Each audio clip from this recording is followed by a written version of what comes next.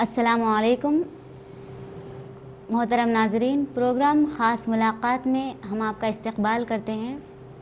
जैसे कि हम तमाम जानते हैं कि प्रोग्राम ख़ास मुलाक़ात में हम आपसे बेहद मुअज़्ज़ज़ हस्तियों से मुतारिफ़ कराते हैं, आपका तारुफ़ कराते हैं।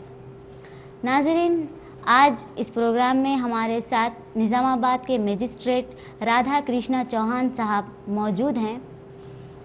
मोहतरम का हम मिलकर इस्तक़बाल करते हैं। सर नमस्ते सर, बहुत शुक्रिया सर, आप जो हमारे को वक्त दिए हैं इसके लिए मैं आपकी शुक्रगुज़ार हूँ। नाज़रीन, आज हम मोहतरम से जज साहब से एक मख़सूस एक्ट के बारे में बात करेंगे। एक एक्ट है निगोशिएबल इंस्ट्रूमेंट एक्ट, जिसके बारे में हम जनाब से कुछ मालूमात हासिल करेंगे। सबसे पहले हम ये जानना चाहेंगे सर कि ये निगोशिएबल एक्ट, इंस्ट्रूमेंट एक्ट, ये जो है इसका मकसद क्या है, इसका मतलब क्या है? देखिए अम्मा, ये नेगोशिएबल इंस्ट्रूमेंट्स एक्ट जो है 1981 में आया सो है जी। ये एक्ट का मेन मतलब जो है चेक जो देते हैं जी। कोई फाइनेंशियल ट्रांजैक्शंस हुआ है दो आदमियों के बीच या एक कंपनी एक आदमी के बीच या दो कंपनीज के बीच, यहाँ पे तीन मैं टाइप्स का मैं बोला हूँ। उसमें क्या है, कोई पैसे लिए हैं और वो पैसों के लिए कोई चेक प्रेजेंट कर रहा है कि बोलते हुए कि एक महीने के बाद ये चेक दीजिए, बैंक में प्रेजेंट कीजिए, आपको आपका पैसा मिल जाएगा। मगर एक महीने के बाद ये जो चेक प्रेजेंट करने जाते हैं बैंक पे, तो उनका चेक जो है बाउंस होता है। बाउंस का मतलब आप मोस्ट ऑफ द मेंबर्स को मालूम है, फिर भी मैं बोलना चाहूँगा कि बाउंस क्या है। ये चेक जब बैंक को प्रेजेंट करते हैं, जब एक different of 14 varieties of bounce होता है चेक।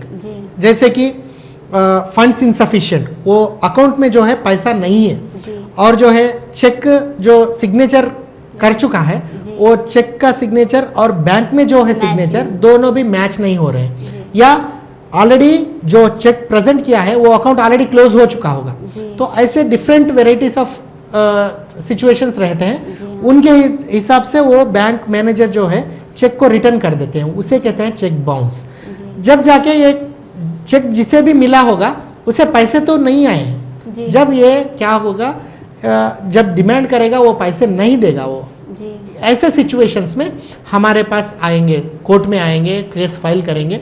तो इसके लिए ये एक्ट को लाया गया है। इसमें क्या है, आपको पैसे भी दिलाना होगा कोर्ट से, और जो आदमी वो चेक दे के उसको चीट करना चाहता था उसको पनिशमेंट भी होगा, ऐसा ये एक्ट बोलता है। जी सर, ये जो एक्ट है ये बिजनेस के तौर पर इस्तेमाल करेंगे या फिर इंडिविजुअल भी इसका इस्तेमाल होता है? ये चेक जो है बिजनेस के ट्रांजैक्शंस पे भी चेक ट्रांजैक्शन इंडिविजुअली बोले तो कंपनी को चेक देते हैं, या कंपनी भी इंडिविजुअली चेक देती है। ऐसे सिचुएशंस में बिजनेस में होता है, या कोई दो फ्रेंड्स हैं, फ्रेंड एक को एक मालूम है, तो वही कैपेसिटी में थोड़ा मनी उससे लेगा या उसको देगा, तो वो ट्रांजैक्शन में भी चेक ट्रांजैक्शन होता है। तो इंडिपेंडेंट कैपेसिटी में भी होता है और बिजनेस ट्रांजैक्शंस में भी चेक का यूसेज होता है। इसीलिए ये एक्ट जो है नेगोशिएबल इंस्ट्रूमेंट्स एक्ट, ये दोनों सिचुएशंस में भी काम आता है। सर, ये चेक की जो है इब्तदाई तारीख और उसकी इख्तिताम तारीख क्या होती है? देखो मैं ये चेक जो है सेक्शन 138 जी ऑफ नेगोशिएबल इंस्ट्रूमेंट्स एक्ट ये बोलता है कि जब कभी भी चेक आपको एक डेट से दे दिए, जी पहले मैं दो सिचुएशंस बताना चाहूँगा। इससे पहले मतलब 2013 के पहले जी ये था कि चेक जब भी एक डेट, लेट अस से आज का डेट है, आज 17 जनवरी 2015 है जी, आज अगर आज का डेट लिख के एक चेक दे दिया आपको जी, यहाँ से आप 6 महीने तक डाल सकते थे 2013 के पहले। मगर 2013 के बाद ये चेक जो है आज का डेट डाल दिए तो विद इन 3 मंथ्स, 3 महीने के अंदर आप बैंक में उसको प्रेजेंट करना चाहिए। That is the new law. जी जी। तो फिर ये सेक्शन 138 ये बोलता है कि आप चेक प्रेजेंट करने के बाद जो आप 3 महीने के अंदर उसको प्रेजेंट कर दिए बैंक में, जी सर, वो चेक बाउंस हो गया। बाउंस का मतलब अभी मैं आपसे बोला था, तो वो 13 to 14 काइंड्स ऑफ बाउंस होता है जी जैसे कि अभी बोला था फंड्स इनसफिशिएंट, जी। सिग्नेचर नॉट मैचिंग, जी। अकाउंट क्लोज, कौन से भी रीजन पे चेक बाउंस हो गया जी तो उसके ऊपर क्या करना चाहिए, ये जो चेक होल्डर है, जी चेक जिसे भी दिया गया है ना, वो क्या करेगा, एक लीगल नोटिस भेज, जी चेक का जो है उनको एक लीगल नोटिस देगा। वो लीगल नोटिस कब तक, 1 महीने के अंदर देना चाहिए। जी चेक बाउंस का नोटिस जब इसको पता चला है जी। वहां से 1 महीने के अंदर उनको लीगल लीगल नोटिस नोटिस जी देना चाहिए। लीगल पर्सनल कैपेसिटी में भी दे सकते हैं या एक वकील के तहत जी। वकील के थ्रू भी जी दे हाँ। सकते हैं। जब भी ये उनको रिसीव हो गया है जी लीगल सर। नोटिस, वहां से वेट करना चाहिए, ये जो चेक होल्डर है 15 डेज वेट करना चाहिए फॉर पेमेंट जी हाँ। और फॉर रिप्लाई नोटिस। रिप्लाई मतलब उनका जवाब क्या है एक्चुअली, जी वो सर। चेक वो पैसे नहीं लिया है जी। या चेक कोई दूसरा मकसद उनको दिया है, कोई भी है, उनका डिफेंस जो है जी। वो बताते हुए एक रिप्लाई नोटिस वो देगा। जी तो वैसा वो नोटिस देने के लिए या पेमेंट करने के लिए 15 दिन का मोहल्ला उनको देना चाहिए। वो 15 दिन करने के बाद अगर कोई भी रिप्लाई उनसे नहीं आता है और पेमेंट भी नहीं हुआ है जी उनसे उस सिचुएशन में फिर वहां से 1 महीने के अंदर जी सर। कोर्ट में आके केस दाखिल करना है। जी। केस दाखिल करने पर हम जो कोर्ट में जजेस बैठे हैं, हम जी। क्या करते हैं, जो डॉक्यूमेंट हमारे पास डाले हैं वो पूरा देख के विद इन टाइम लिमिट है या नहीं, जी सर। और रियली ये पर्सन कैपेसिटी है इसको पे करने का, and whether this person is having that फिल जी बैकग्राउंड है या नहीं, जी हाँ। तो ये सब देख के उसको रजिस्टर करके देंगे। जी सर। ऐसा तो पहले 1 महीना, फिर 15 दिन, फिर 1 महीना, महीना। उसके हिसाब से सेक्शन 138 के हिसाब से चेक बाउंस के चाहिए कोर्ट में। सर बैंक किन किन सूरत में चेक को बाउंस करता है? मैं 3 बोला था जी आपको। हाँ। एक जो है फंड्स इनसफिशिएंट, मतलब जी। वो अकाउंट में पैसे, जी एक रीजन। जी हाँ। सेकंड रीजन जो है cheque signature is not matching. जी सर।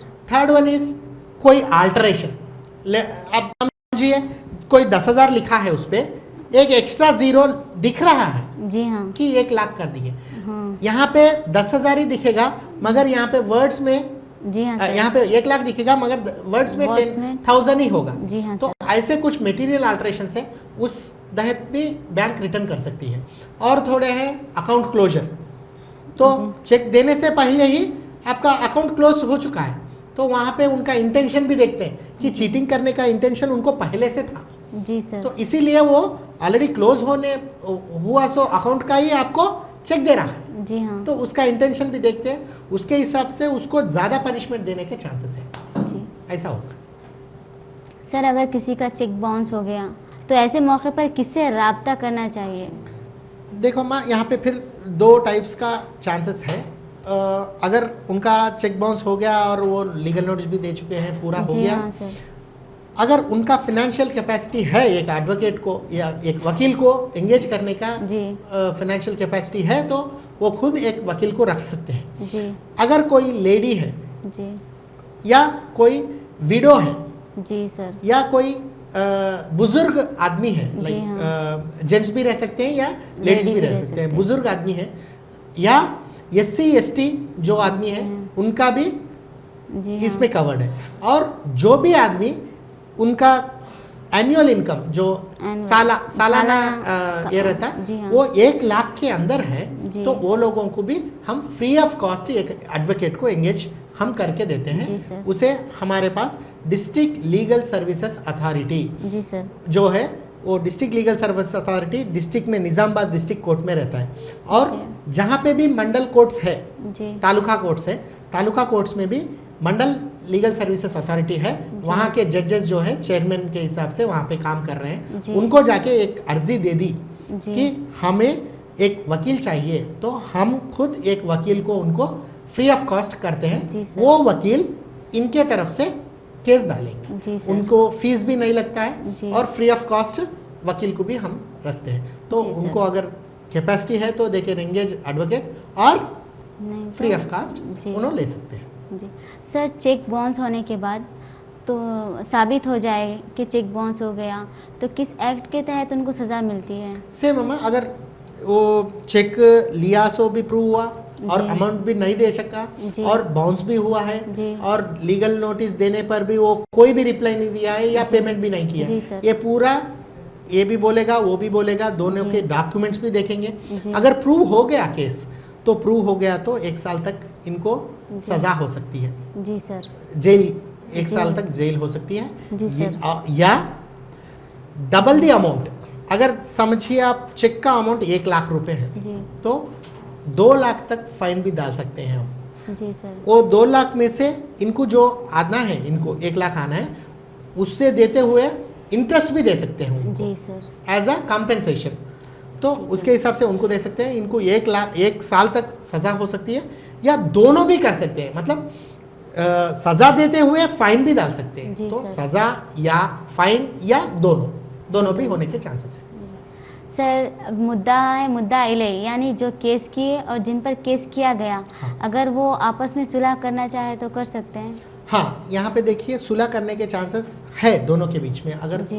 वो कोई कहावत है, मियाँ बीबी राजी तो क्या करेगा खाजी, जी हम सर। क्या कर सकते हैं? अगर जी। वो दोनों राजी है तो जी डेफिनेटली हम चांस देंगे। मगर यहाँ पे क्या हो रहा है, पूरा केस मुद्दा सुन चुका है। जी सर। उनका साइड भी सुन चुके हैं और इनका साइड भी सुन चुके हैं। जी सर। जजमेंट के दिन आके वो लोग आएंगे और बोलेंगे कि हम सुलह हो गए हैं, इस केस को निकाल दो।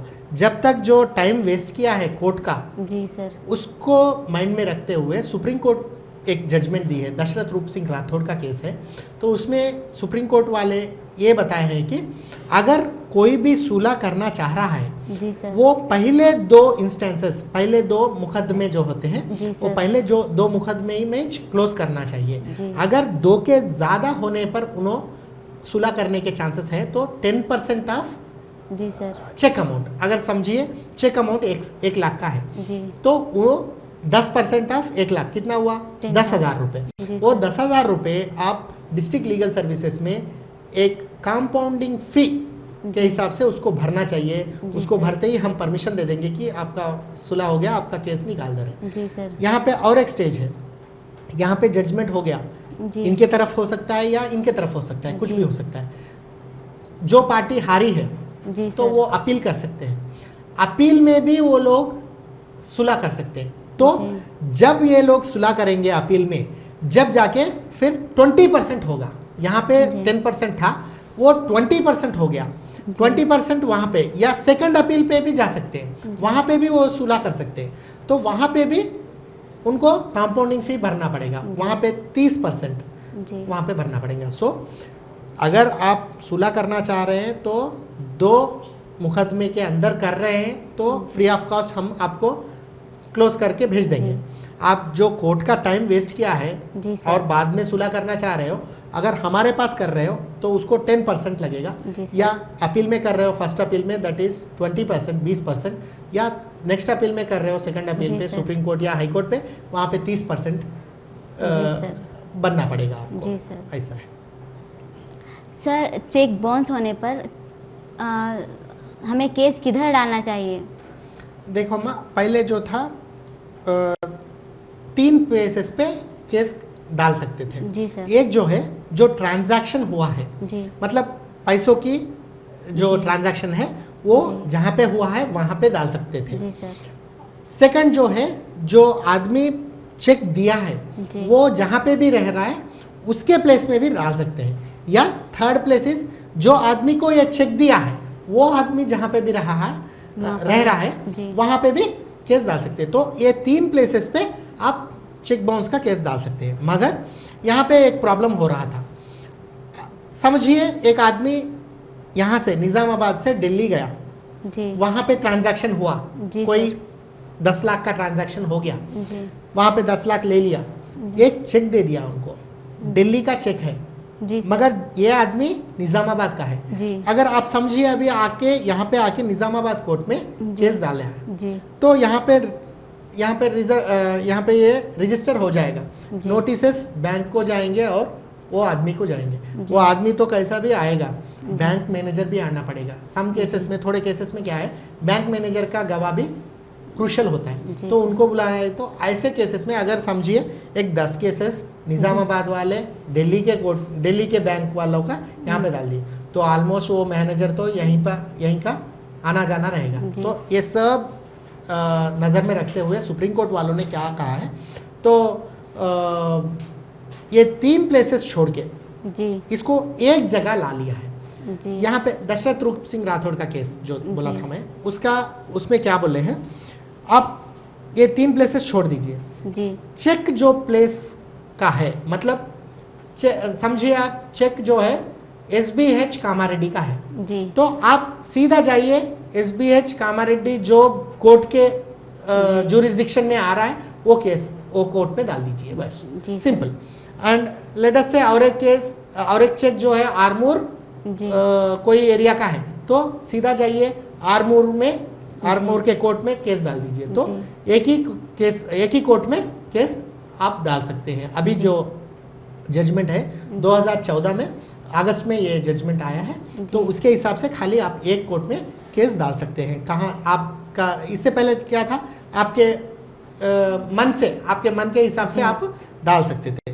और एक इश्यू भी यहाँ पे मैं लेना चाहूँगा कि लिमिटेशन। जी सर, आप देखिए अगर थोड़ा एक टाइम बाउंड हो गया, मैं इससे पहले बोला था कि 1 महीना पहले, फिर 15 दिन, फिर 1 महीना। अगर समझिए आप ये दौरान कोई जो कैंडिडेट केस डालने वाला था उसको लेटर से एक्सीडेंट हो गया, तो क्या करेगा ये तो केस नहीं डाल सकता है, मगर इसका जो अमाउंट जो है वो लॉस चले जाएगा जी सर, लेटर से 1 लाख का लॉस हो जाएगा। तो इसको नज़र में रखते हुए सेक्शन 142 जो नेगोशिएबल इंस्ट्रूमेंट एक्ट है उसमें क्या बोले हैं कि ये जो प्रॉपर रीज़न आप कोर्ट को बताते हैं कि वो गैप जो है वो गैप में मुझे एक्सीडेंट हुआ था एंड एक मेडिकल सर्टिफिकेट आपको बता रहे हैं, तो अगर कोर्ट सेटिस्फाई हुआ कि हाँ ये जो टाइम है जो ये पीरियड में हॉस्पिटल में था, तो he can not present the case in court. तो इसको हम देखते हुए हम वो जो डिले है, वो गैप है, वो लिमिटेशन है, उसको हम एक्सटेंड भी कर सकते हैं सेक्शन 122 के हिसाब से।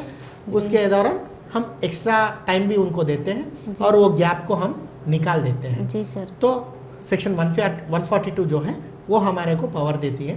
तो मगर एक ही है कि प्रॉपर रीजन आपको कोर्ट को बताना पड़ेगा। प्रॉपर रीजन क्या है एक्चुअली, किस वास्ते आप ये टाइम पे आप प्रेजेंट नहीं करे हैं जी सर। तो वो प्रॉपर रीजन अगर बता दिया तो आप देना है, तो प्रॉपर रीजन अगर आप बता रहे हैं कोर्ट को, डेफिनेटली हम उसको देखते हुए वो डिले निकाल दें जी sir. Sir blank cheque holder के लिए ब्लैंक चेक देने पर क्या प्रोटेक्शन होगी सर?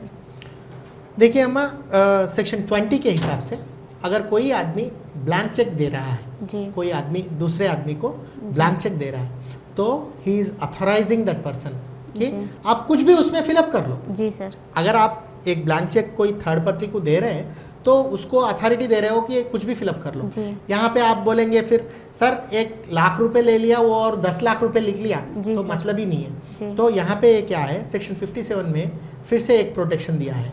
उसमें क्या है, आप जब भी ये ब्लैंक चेक में कुछ लिखना चाह रहे हो या कोई मटेरियल अल्टरेशन करना चाह रहे हो, लेटेस्ट से अभी हम बात कर रहे थे कि 10,000 का 1 लाख कर रहा है, तो कोई मटेरियल अल्टरेशन एक 0 को ऐड कर रहा है और वर्ड्स में जो है 10,000 को 1 लाख कर रहा है, कुछ निकाल के सिग्नेचर मार रहा है, वो जो भी करना है दोनों के हाजिरी में होना है और दोनों आपस में मिलके उसको बैठ के कंप्लीट करना है। अगर अकेला कर रहा है, ये पर्सन भी कर रहा है या अदर साइड पर्सन भी कर रहा है, दैट इज इनवैलिड जी सर। तो कभी भी आप ब्लैंक चेक दे रहे हो, you are giving authorisation, but at the same time उनको प्रोटेक्शन ये है कि दोनों मिलके बैठ के उसको बात करके कंप्लीट सेटअप करके फिर जितना अमाउंट लिखने का आपका दोनों के बीच में जो आपस का मामले में आप सुझाव कर लिए उसके हिसाब से आप फिलअप करो और उसका वो जो अमाउंट लिखे हैं वो अमाउंट को आप प्रेजेंट करो, वो अमाउंट आपको मिलेगा। उसके हिसाब से फिर कोर्ट में डालिए तो वो भी प्रूव करना पड़ेगा कि वो जो आप दोनों मिलके कुछ मटेरियल अल्ट्रेशन किए हैं तो किसके सामने किए हैं, कौन सा विटनेस उस दिन प्रेजेंट था, उनको भी हम सुनेंगे, हमारी सुनवाई में उनको भी सुनेंगे। अगर वो सही है या गलत है वो भी हम डिसाइड करना पड़ेगा, ऐसा होता है। सर, आप हमारे रोशनी टीवी नाजरीन व्यूवर्स को आप कुछ मशवरा देना चाहेंगे सर? हाँ, रोशनी टीवी जो देख रहे हैं हर एक को एक ही बोलूँगा कि हमारे पास डिस्ट्रिक्ट लीगल सर्विसेज जो है, डिस्ट्रिक्ट लीगल सर्विसेज अथॉरिटी जो निज़ामाबाद डिस्ट्रिक्ट हेडक्वार्टर में कोर्ट में रहता है, ये ऑल एक्टिविटीज़ करती है। Like legal awareness camps conduct करते हैं हम, और थोड़े मेडिकल एड कैंप्स भी किए हैं, स्कूल कॉलेजेस वेरियस प्लेटफॉर्म्स पे हम लीगल अवेयरनेस दे रहे हैं। और इसके अलावा हर एक आदमी को फ्री ऑफ कास्ट, हर एक आदमी इन द सेंस अभी मैं बोला था कि बिलो पॉवर्टी लाइन 1 लाख के अंदर सालाना जो इनकम है उनकी, तो वो आदमी पूरों को हम फ्री ऑफ कास्ट एक वकील को देके उनका जो भी प्रॉब्लम है हम कोर्ट में केस डाल के उसको सॉल्व करना है, हम वो फ्री ऑफ कास्ट करेंगे। और कोई भी मसला है, कोई भी प्रॉब्लम है आपको, आप कभी भी आइए डिस्ट्रिक्ट लीगल सर्विसेज में एक अर्जी दीजिए, हम उसके ऊपर रिएक्ट करके इमीडिएटली उसके ऊपर एक्शन लेने के लिए हम ट्राई करेंगे। जी सर। और कोई भी लेडीज है, कोई भी ladies immaterial of poverty line, ladies and widows, जी सर, एंड जो बुजुर्ग आदमी है, एज्ड है, 50 है, 60 है, तो उनको भी हम फ्री ऑफ कॉस्ट वकील को रखे उनके तरफ से केस को हम फाइट करने के लिए उनको चांस देते हैं। जी सर। इसके अलावा SC ST जो है उनको भी फ्री ऑफ कॉस्ट वकील को हम देते हैं, और उनके तरफ से वकील को रख के उनका जो भी केस है कोर्ट में फाइल करके करते हैं। और अगर आप कोई भी केस लीगल सर्विसेज के थ्रू कर रहे हैं, फाइल कर रहे हैं, उसमें कोर्ट फी भी माफ़ी होगी। जी सर। कोर्ट फी बनने का चांस ज़रूरत नहीं है। और आप अगर राजी कर रहे हैं कुछ भी केसेस, तो उसमें कोर्ट फी भी आपको रिटर्न मिलेगा। जी सर। कोर्ट फी अगर प्राइवेट पर्सन्स भी आप कोई भी केसेस डाल लिए हैं, अगर डिस्ट्रिक्ट लीगल सर्विसेज थ्रू आप कोई भी केसेस को राजी कर लिए हैं, तो सुलह करके आप सेटल कर लिए आपस में, तो जो भी आप कोर्ट फी बने हैं उसको भी हम रिटर्न देने के चांसेस है। तो इसके हिसाब से आप लोक अदालत सर्विसेज, लीगल सर्विसेज जो भी है, आप उसका भरपूर फ़ायदा उठाइए, और जो भी है आप हमारे पास आइए, आपका प्रॉब्लम जो है हम सुनेंगे, आप हमारे जो भी परव्यू में है। इनफैक्ट अब और एक बात बोलना चाहूँगा कि not only judiciary, all departments, कोई भी प्रॉब्लम आपको है हमारे लीगल सर्विसेज में एक अर्जी दीजिए, हम उनके ऊपर भी एक्शन लेने के चांसेस हैं। तो आप कभी भी हमारे पास आ सकते हैं, या जो भी कोर्ट आपके पास है, लेट अस से हम समझेंगे कि बांसवाड़ा के कोई आदमी रोशनी टीवी देख रहा है, तो वहाँ के बांसवाड़ा कोर्ट में भी हमारा मंडल लीगल सर्विसेज है, बिचकुंदा में एक है, कामारेड्डी में है, बोधन में है, आरमूर में है। तो ये प्लेसेस में आप जाके एक अर्जी दे दिए तो वहाँ के ऑफिसर जो है इमीडिएटली रिएक्ट होके वहाँ के जो भी प्रॉब्लम है सॉल्व करने के चांसेस है। इसके ऊपर फिर आप अगर वहाँ पे नहीं हो रहा है तो हमारे पास डिस्ट्रिक्ट लीगल सर्विसेज में आप आके आप यहाँ पे भी दे सकते हैं। कुछ भी प्रॉब्लम हो डेफिनेटली, ये जिंदा तिलिस्मात बोलते हैं ना, वैसा आप लीगल सर्विसेज अथॉरिटी को आप यूज़ कर सकते हैं। जी सर। जी नाजरीन, हम अब तक राधा कृष्णा चौहान साहब को सुन रहे थे, और मोहतरम से हमें काफ़ी कुछ मालूमात हासिल हुई नाज़रीन। और मोहतरम का कहना है कि हमें कोई भी प्रॉब्लम हो, किसी भी मसले से अगर हम दो चार हो रहे हों, तो गवर्नमेंट हमें लीगल कानून हमें ये सहूलत दे रहा है कि वो हमारे हर मसले को बआसानी हल कर सकता है। और मोहतरम का कहना है कि हम इससे भरपूर फ़ायदा उठाएं। मोहतरम कि मैं मशकूर हूँ। हमें भी बहुत कि हम आपके थ्रू, रोशनी टीवी के थ्रू बहुत लोगों को हम भी कुछ बोलने का चांस मिला, तो सब लोगों को हमारा धन्यवाद। जी शुक्रिया सर। तो नाजरीन, हम इजाज़त चाहते हैं, इंशाअल्लाह फिर नए मेहमान के साथ नए मुद्दे पर बात करेंगे। इजाज़त दीजिए। अस्सलामु अलैकुम।